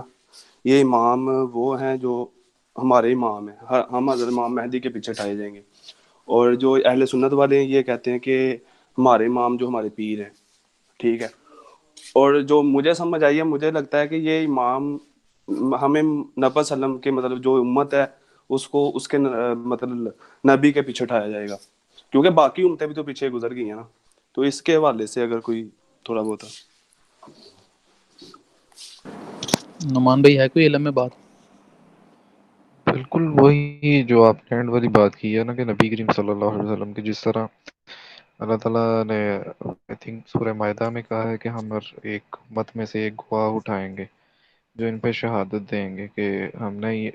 تمہیں پیغام جو دیا تھا پیغمبر کو کیا تم نے پہنچا دیا۔ تو نبی کریم صلی اللہ علیہ وسلم نے تو کنفرمیشن حجۃ الوداع کے موقع پہ لے لی ہوئی ہے، اور صحابہ نے کہہ بھی دیا ہوا کہ آپ نے پیغام پہنچا دی، تو ہماری تو شہادت دینے کے لیے نبی کریم صلی اللہ علیہ وسلم ہی ہے۔ اور ایک چیز کو اس کنٹیکس میں رکھنے کی غور ہے کہ اچھا جب یہ قرآن نازل ہو رہا تھا اس وقت کون سے جو ہے نا وہ پیر فقیر ادھر تھے جن کو اللہ تعالیٰ نے کہا کہ یہ جو پیشوا ہوں گے تمہارے، ٹھیک ہے، تو یہ والی کوئی چیز نہیں ہے، بالکل وہی والا کنسیپٹ ہے۔ قرآن کی ڈفرینٹ آیات ایک دوسرے کو سپورٹیو ہوتی ہیں، ان کو اگر آپ ملا کے پڑھیں گے نا تو آپ کو کافی حد تک اس کا جو ہے نا کانٹیکسٹ واضح ہو جائے گا۔ جس طرح حضرت عیسیٰ کے متعلق آتا ہے کہ ہم ان کو اٹھائیں گے اور پوچھیں گے کہ کیا آپ نے انہیں کہا تھا شرک کرنے کو، انہوں نے کہا کہ میں نے تو کوئی نہیں تھا کہا، انہوں نے تو اپنے سے کیا، وہ بھی ہاتھ اٹھا لیں گے ان سے اپنی امت سے۔ تو پیشوا جو ہے وہ شہادت دینے والے ہوں گے جو نبی ہوں گے، اور عدیل بھائی آپ کو بھی پتا، ہم آئی تھنک وہی دعوت قانون میں وہی پڑھ رہے ہیں۔ جی، اور اس پہ جو تھوڑی سی آیت شاید وہ ریلیونٹ ہو جس میں وہ سورۃ البقرہ میں ہوتا ہے کہ جب وہ کہیں گے، جب کو اٹھا لیں گے اور پھر اللہ تعالیٰ ان کو کہے گا کہ یہی تھے جن سے تم مدد مانگتے تھے، اب کہو ان کو مدد مانگ دو، پھر تم لوگ کہو گے کہ اب ان کو اللہ تو مجھے دوبارہ زندگی دے، ہم زمین پہ جائیں اور ہم ان سے ایسے ہی پھریں جیسے یہ آج ہم سے منہ پھرے ہوئے ہیں۔ تو نبی تو ایسے نہیں ہو سکتا، نبی تو ہمارا پیشوا وہ تو ہم ایسے نہیں کر سکتا۔ یہ جو دنیا کے پیشوے بنے پھرتے ہیں، جو ہمارے پیر مرید ہیں کہہ لیں، یہ کل کو اگر ہم ان کو آج اپنا پیشوا مانتے ہیں نا تو شاید یہ قیامت والے دن اسی آیت پہ پورا اتریں گے اور ہم دوبارہ اپنی زندگی مانگیں گے خدا سے کہ ہمیں دوبارہ زندگی اور ہم زمین پہ جائیں اور ہم ان کے ساتھ ایسے ہی مکرے جیسے یہ آج ہم سے جو ہے نا مکر گئے ہیں کہ ہم کون ہیں یا کون نہیں ہیں۔ جی بالکل، اسی میں میری بھی یہی بات، میرا بھی یہی موقف ہے رسول پاک والا کہ میں رات کو سورہ نساء کا کچھ حصہ پڑھ رہا تھا تو اس کے اندر ہے، جب ایک اس کے بارے میں حدیث بھی ہے، عبداللہ بن مسعود کا رسول پاک نے ایک دفعہ کہا کہ عبداللہ بن مسعود مجھے قرآن سناؤ، تو کہتے یا رسول اللہ آپ کے اوپر خود اترا ہے، آپ سے بہتر کون پڑھ سکتے قرآن پاک کو؟ تو انہوں نے کہا نہیں مجھے سننا اچھا لگتا ہے۔ تو عبداللہ بن مسعود نے سورہ نساء کی تلاوت شروع کر دی، اس میں پھر وہ آیت آتی ہے کہ اے نبی ہم تمہیں تمہاری قوم کے اوپر گواہ اٹھائیں گے۔ تو رسول پاک کے وہاں پر آنسو نکل آئے اور رسول پاک بہت روئے کہ میری کیا حالت ہوگی۔ پھر میں مطلب یہ نہیں کہ وہ کہہ رہے کہ میں کیا، مطلب وہ پریشان ہے کہ میری امت میں سے اگر کوئی غلط کام کیے ہوں گے تو میرا تو مطلب دکھ، ان کو دکھ اتنا تھا ہمارا امت کا کہ کہتے یار میرا کیا بنے گا وہاں پہ، میں کس طرح برداشت کروں گا اس غم کو کہ میرے سامنے میری امت جہنم میں جا رہی ہے۔ تو کہتے ہیں کہ رسول پاک نے پھر یہاں پہ کہہ دیا رک جاؤ۔ تو یہ ہے کہ رسول پاک ہی ہماری میرے خیال سے وہاں پر پیشوا ہوں گے، ہم ان کے سامنے پیچھے ہی کھڑے ہوں گے، جس طرح ہر امت کا ہوتا ہے نبی، ہر گروہ کا ایک اللہ تعالیٰ نے نبی رکھا ہوا ہے۔ تو باقی اس میں اختلاف ہے، زیادہ ڈیٹیل میں تو ہم نہیں جا سکتے۔ ٹھیک ہے جی، جس روز روح اور ملائکہ صف بستہ کھڑے ہوں گے، کوئی نہ بولے گا سوائے اس کے جسے رحمان اجازت دے جو ٹھیک بات کہے، اچھا اس میں ایک اور بات بھی ہے کہ یہ روح اور ملائکہ دو ڈفرینٹ چیزیں یوز کی گئی ہیں. یہ بات کلیئر ہو جانی چاہیے کہ روح جو ہے یہاں پر اکثر علماء کا اکثر جو مطلب تفسیر جو لکھتے ہیں فقہا ان کا یہ ہے کہنا کہ یہ روح سے مراد حضرت جبریل علیہ السلام ہے. وہ ملائکہ سے مراد سارے فرشتے ہیں. جبریل کو اللہ تعالیٰ نے ایک علیحدہ ایک عہدہ دیا ہوا ہے, سب سے سردار بھی ہیں, بڑے بھی ہیں, اور تمام انبیاء کے پاس پیغام بھی یہی لے کر جایا کرتے تھے. تو اللہ تعالیٰ نے ان کے لیے ایک علیحدہ مرتبہ مقام رکھا ہوا ہے. تو اللہ تعالیٰ اس لیے ہر جگہ نا ان کو واضح واضح بیان کرتا ہے. جیسا ایک صورت میں بھی ہے پیچھے کہ جس نے جبریل کے ساتھ دشمنی کی اس نے میرے ساتھ دشمنی کی. باقی اس میں اللہ تعالیٰ کے بارے میں بھی ہے, اللہ کے رسول کے بارے میں بھی ہے. جس نے جبریل سے بھی دشمنی کی اس نے بھی مجھ سے دشمنی کی, کیونکہ یہودی جو تھے نا اور کرسچنز یہ ان سے بڑا ان کو جبریل علیہ السلام کو بہت برا بلا کہتے تھے کہ یہ ان جان بوجھ کے رسول پاک صلی اللہ علیہ وآلہ وسلم کی طرف چلا گیا, یہ ایسے ہے یہ ایسے ہے. تو اللہ تعالیٰ پھر اپنے جو نیک لوگ ہوتے ہیں, جس طرح یہاں سے یہ بھی سمجھ لیں کہ اللہ تعالیٰ اپنے نیک لوگوں کی ہمیشہ حفاظت کرتے ہیں اور ان کے لیے بندوبست کیے رکھتے ہیں. وہ دن برحق ہے اب جس کا جی چاہے اپنے رب کی طرف پلٹنے کا راستہ اختیار کر لے. یا یہ نہیں ہے کہ آزادی ہے, یہاں یہ ہے کہ اللہ تعالیٰ نے اب دے دیا تمہیں فری ہینڈ انسان ہونے کے ناطے, تقاضا پورا کر دیا اللہ تعالیٰ نے اپنا بتانے کا, کہ کوئی یہ نہ کہہ دے کہ ہمیں علم نہیں تھا, ہمارے پاس نبی کوئی نہیں تھا آیا. اللہ تعالیٰ نے تقاضا پورا کر دیا. اس کے بعد اللہ تعالیٰ نے کہہ دی کہ اگر تو کوئی میرا راستہ اختیار کرے گا تو بچ جائے گا. تو جس کا جی چاہتا ہے میری طرف پلٹنے کا وہ پلٹے, جس کا جی نہیں چاہتا وہ میں اپنی طرف سے بریکٹس میں کہہ رہا ہوں کہ ذرا اوپر پا رہا ہے کہ کیا ہوگا اس کے ساتھ پھر. تو اللہ تعالیٰ یہاں پہ یہ کہہ رہے ہیں تم نے لوگوں کو اس عذاب سے ڈرا دیا جو قریب آ لگا, جس روز آدمی وہ سب کچھ دیکھ لے گا جو اس کے ہاتھوں نے آگے بھیجا, اور کفار پکار اٹھیں گے کہ کاش میں خاک ہو جاتا. تو وہی میں نے اسٹارٹ میں کہا تھا بیچ میں کہ جہنم میں اتنا جب مسلسل عذاب پہ عذاب آئے گا نا تو پھر کفار کہیں گے یار یہ میں کہاں پھنس گیا ہوں, میں نے کیوں وہ زندگی اتنی غلط گزار دی. تو وہ کہتے ہوں کہ یار میں کبھی یہاں پہ ختم ہی ہو جاؤں, تو میرا وجود ختم ہو جائے. تو اللہ تعالیٰ کہہ رہے ہیں پھر وہاں پہ پچھتانے کے سوا کوئی حل نہیں ہوگا. جزاکم اللہ خیر. جزاک اللہ جی. کل کے لیے اس سے اگلی صورت کر لیں, چلیں ٹھیک ہے جی. وہ ٹھیک ہے جی. 79